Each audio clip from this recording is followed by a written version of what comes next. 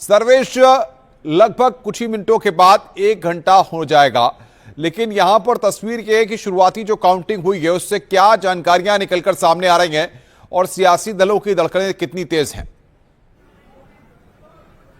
देखिए, निश्चित तौर पर सियासी दलों की धड़कनें तेज हैं और ईवीएम के लिए बताएं आपको कि यहां पर ईवीएम को ले जाया जा रहा है और मतगणना चूंकि ईवीएम की शुरू हो चुकी है। जो शुरुआती रुझान हमने बताए थे, बीजेपी के प्रत्याशी आगे चल रहे हैं और लगातार जो है कड़ी सुरक्षा के बीच मतगणना का कार्य चल रहा है। तमाम जो मतगणना के कार्मिक हैं वो यहां पर लगे हुए हैं और अभी पहले राउंड की मतगणना का डिटेल नहीं आया है, लेकिन जल्द ही उसके आने की संभावना है।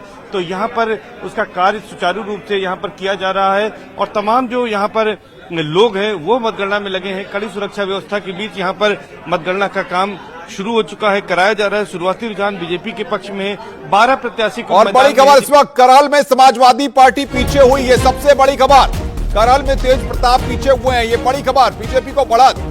करहल में क्या बड़ा उलटफेर होगा? बीजेपी के अनुशेष प्रताप आगे हुए हैं। करहल के रुझानों में बड़ा उलटफेर हुआ है। बड़ी खबर इस वक्त की। संजय राणा जी, क्या लगता है करहल में भी कुछ उलटफेर होगा क्या? जिस तरीके से यहां पर आगे पीछे का खेल चल रहा है। शुरुआती रुझान है और मुझे नहीं लगता है कि करहल में भारतीय जनता पार्टी एक बढ़त ले सकती है।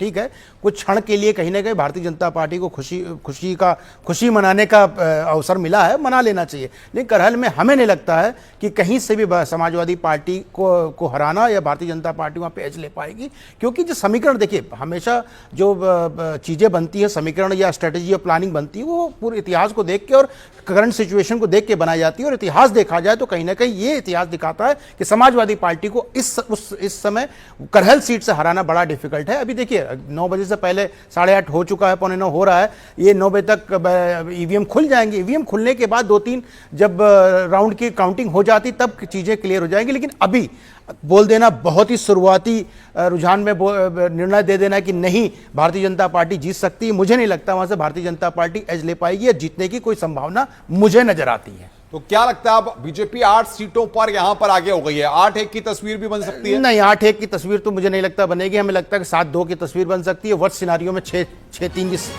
बन सकती है, क्योंकि सीसामऊ मैं बोला बड़ा टफ सीट है, उस पर उलट फेर हो सकता है। लेकिन हाँ, उसके जो समाजवादी पार्टी है उसके पक्ष में जाने की संभावना बहुत ज्यादा है। तो हम कहते हैं 7-2 का तो है, वर्स्ट सिनारियों में 6-3 का भी हो सकता है।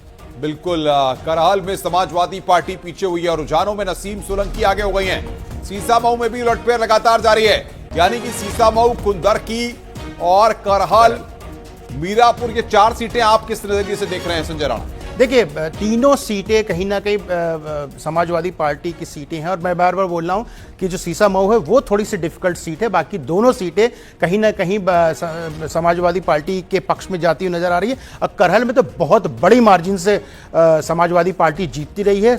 नो डाउट अखिलेश यादव जी जब पिछली बार चुनाव लड़े थे 60% वोट थे, उसके पहले 49 से 46% का रहा है और भारतीय जनता पार्टी का बेस्ट परफॉर्मेंस 32 रहा है। करहल में कभी कोई आगे कभी कोई पीछे, आपके गढ़ में ही सेंधमारी की बातें आ रही हैं। हमें नहीं लगता कि जब अंतिम परिणाम आएगा तो निश्चित तौर पे समाजवादी पार्टी वहां जीतेगी। लेकिन ये लोकतंत्र है, लोकतंत्र में, डेमोक्रेसी में कभी कोई आगे कभी कोई पीछे होता है, यही लोकतंत्र की खूबसूरती है।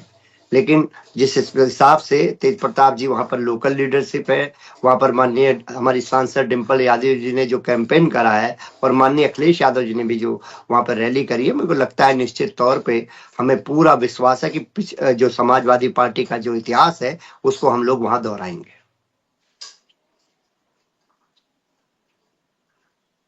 पर यह कि जिस तरीके से सारी चीजों को रखा जा रहा है, नेहा जी, समाजवादी पार्टी पूरी तरह से आश्वस्त नजर आ रही है, लेकिन कुंदरकी में, सीसामऊ में यहां पर जो तस्वीर उभर रही है, आपको लगता है कि बीजेपी के लिए इन सीटों पर मुकाबला है, कांटे की टक्कर है? देखिए, चुनाव है जी, चुनाव की तरह लड़ा जाता है, टक्कर रहती है। लेकिन क्योंकि कम सीटों पर मतगणना गिनती जो है वो होनी है, तो मुझे लगता है 11 बजे तक स्थिति पूरी तरीके से साफ हो जाएगी। और अभी मैं आपके सारे संवाददाताओं को, जितने एक्सपर्ट्स हमारे पैनल में, उनको सुन रही थी और वर्स्ट केस सिनेरियो भी वो 6-3 बता रहे हैं उत्तर प्रदेश का। तो भारतीय जनता पार्टी अपने काम को लेकर चली, लोगों को एक होने का संदेश देकर चली। उन्होंने कोई भी इस तरीके की कैलकुलेशन नहीं करी कि ये देगा, वो देगा, ये कास्ट देगी, वो कास्ट देगी। एक साथ लोगों को करके और अलग ना होने का संदेश देकर हमने चुनाव लड़ा है।